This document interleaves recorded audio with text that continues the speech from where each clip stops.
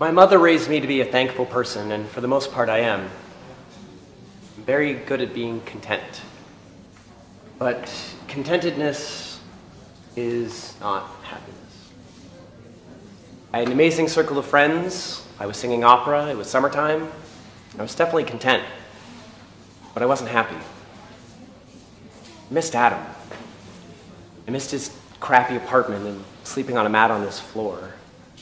I missed eating mac and cheese and renting cartoons at the movie place for free on Fridays because we were broke. I missed fooling around to Verdi's Requiem. Adam said that he thought it'd be harder on me than on him, and at first I agreed just because it seemed like he never let anything get to him. But I think it was more true because he had the benefit of a brand new life to distract him. I was the one with the same memory-laden, trigger-happy coffee shops and streets around every corner every day. We talked about saving up money and one of us flying out to visit in the fall, but it was just strange to think that he'd been in Oklahoma longer than we'd even been together, even long enough to get one of my infamous nicknames with my friends, the Oklahomo.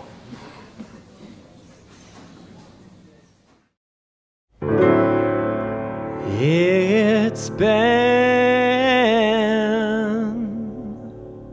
3 months and 6 days since I started counting up our yesterdays, when we'd watch TV on your PC and grab a little love in the afternoon.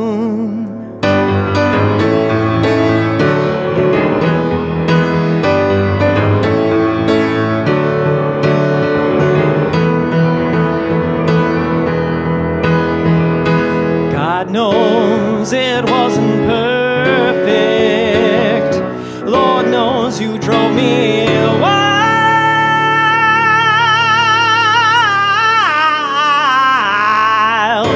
but I was happy then. We didn't even have a bed, but I'd wake up next to you every morning and sing every night. What more can a boy ask for? Won't you make me happy again?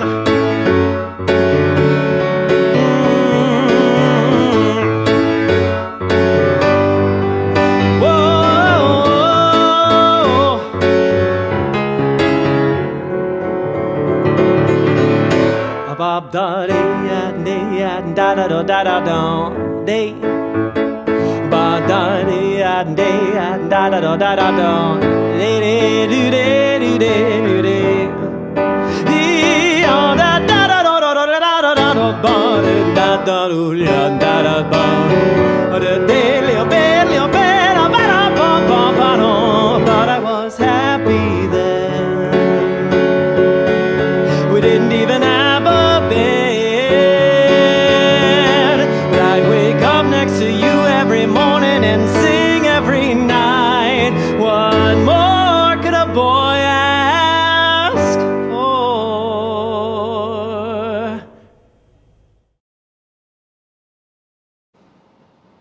After months of talking about it, saving up bit by bit, it was official.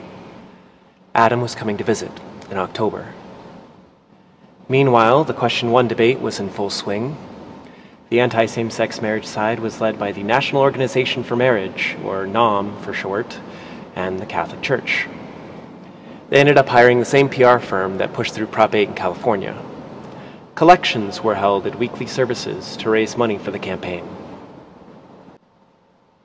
I had grown up in the church, raised by my die-hard Irish Catholic mother and grandmother, and had been incredibly involved in Catholic youth ministry growing up, even serving as an officer on the Catholic State Board, the Maine Diocesan Council for Catholic Youth. I had conducted services for the bishop, and now I didn't even feel welcome in my home parish. If they can say, hate the sin, love the sinner, maybe we should say, hate the ignorance, not the ignorant. My mother and I have a very interesting relationship. She was one of my best friends growing up, and I owe so much of who I am to her. I'd come out to her at the end of 2005, and she was still having a hard time dealing with it. She just didn't get it. She had zero context for it and thought that I just hadn't met the right girl. But we never stopped loving each other, or trying to explain where we were coming from, or why we were struggling with the other. And now the state where we lived seemed determined to make us choose sides.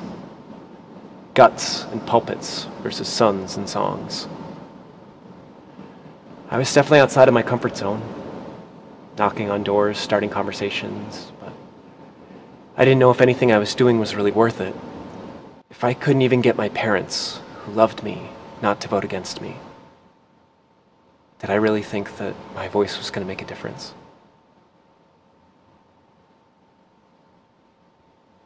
Dear Mom, I love you more than you will ever know. Sometimes it's just the thought of you that keeps me hanging on.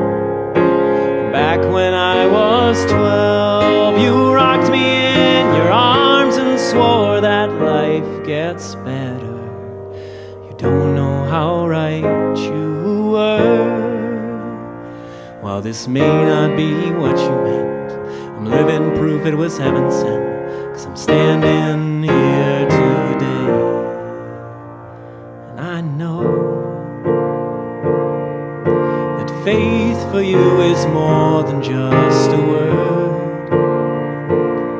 It's what gets you up each day and keeps you coming home. And you tried to pass it on to teach me right from wrong, and now living on my own, I'm doing the best that I can. But whatever they're preaching, you can know that I'll keep reaching out to you. I'd stand up to the Pope for you, bet my last shred of hope on you, say every prayer left to say. But I will not believe that I'm worth less than you. I will not let love bow down to fear, 'cause you always taught me to stand up for what I believe in. I believe in this. It's time for you to have some faith in me.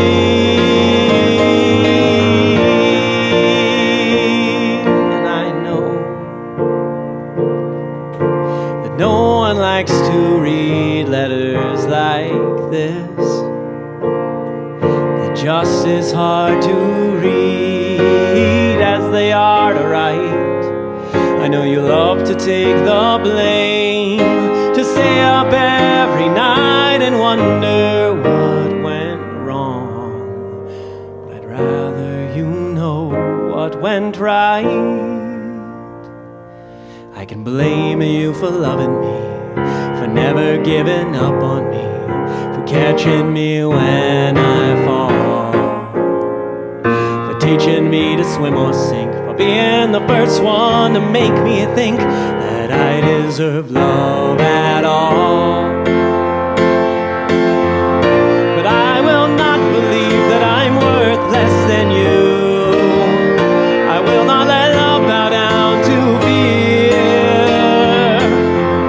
'cause you always taught me to stand up for what I believe in. I believe in this. It's time for you to have some faith in me.